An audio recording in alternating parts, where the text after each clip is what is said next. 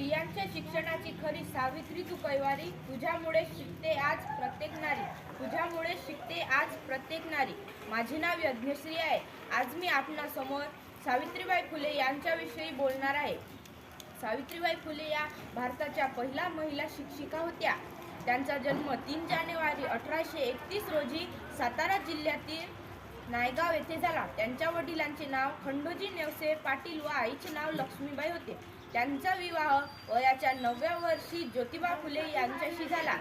त्या काळी स्त्रियांनी शिक्षण घेणे हे महापाप मानले जाई. परंतु ज्योतिबा फुले यांनी सावित्रीबाई फुलेंना लिहायला वाचायला शिकवले. सावित्रीबाई फुले व ज्योतिबा फुले यांनी 1848 मध्ये पुण्यात मुलींची पहिली शाळा बांधली. त्यांच्या या क्रांतिकारी निर्णयाला लोकांनी तीव्र विरोध केला.